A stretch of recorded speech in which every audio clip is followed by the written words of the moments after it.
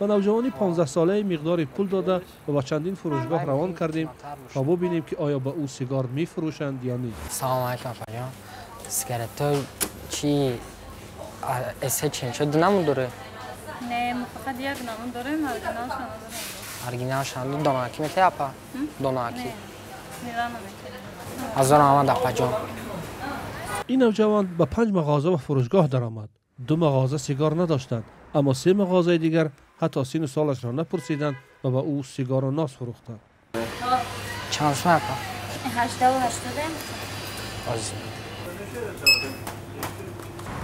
نگفت که چی با میخری تو مایده کلونی چی نگفت؟ هیچ نگفت. بس کفروخ؟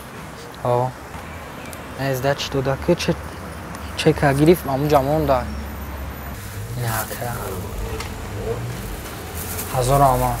قانون درباره محدود نمودن استفاده از محصولات تنباکو در تاجیکستان فروش دانه‌ای سیگار را قطعاً منع کرده است، اما آزمایش نشان داد که حتی به نوجوانان آزادانه سیگار دانه‌ای می‌فروشند. چند سمکه؟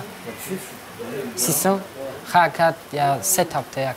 برخلاف صحنه‌ای که آزمایش نشان داد، فروشنده‌ها در نزد دوربین معمولاً میگویند که به افراد نابالغ سیگار نمی‌فروشند. فروختن سیگار با سن سالی که 18 پم вообще من هستم، ما вообще نمی‌فروشیم. 18 بالا میگن که کالونو روی کرد، ای روی کرد، تقویم روی کرد، وای روی کرد، میگن که ما نمی‌فروشیم. میگیم برای روی همون کسی که روی روان کنه همون را بگو بیا. مسئولان وزارت تندرستی میگویند برای پیشگیری از فروش تنباکو به افراد زیر سن قانونی کارهای زیادی در میان مردم از جمله فروشنده‌ها و مرکزهای تفریحی انجام می‌دهند. از جانب وزارت تندرستی و مرکزهای آن کارهای عمومی در تمام فروشگاه‌ها گذرانده می‌شود، آگاه کرده می‌شود که در بین نابالغان فروختن تنباکو منع کرده شود.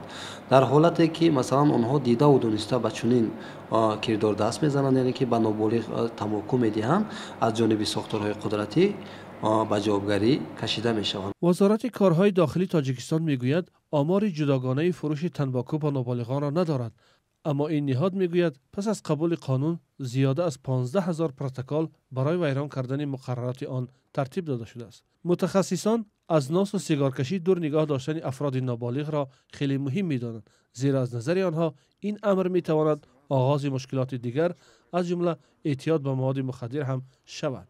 مرکز ما برای چی در سمت پیشگیری تنباکو ما کار فعالیت میکنیم به همان مقصدی که در بسیار موارد همین سوء استعمال مواد نشادار از استعمال مواد تنباکو سر میشود. یعنی همین بیشتر همون جوانان نارسانی که از مواد تنباکو استعمال میکنند بعد در آخر آمده به موادهای دیگری سخت تاثیر از کلیان و دیگر چیز بعد آمده به موادهای مثال نشادار دست میزنند. یک تحقیق مشترک سازمان بهداشت جهانی و وزارت تندرستی تاجیکستان نشان داده که بیش از 10% اهالی تاجیکستان تنباکوی بدود و همگی 4.8% تنباکوی دودار میکشند. تاجیکستان سال 2011 قانون درباره محدود نمودن استفاده از محصولات تنباکو را تصویب و فروش استفاده آن را در جایهای جمعیتی حتی در وسایل نقلیه شخصی که در آنها افراد تا 18 ساله حضور دارند منع کرد. صرف نظر از محدودیت‌ها در قانونگذاری در تاجیکستان و همچنین فروش محصولات تنباکو از جمله سیگار و نوز، وقت‌های اخیر شماره جوانانی که از سیگارهای به اصطلاح الکترونی استفاده می‌کنند افزوده است.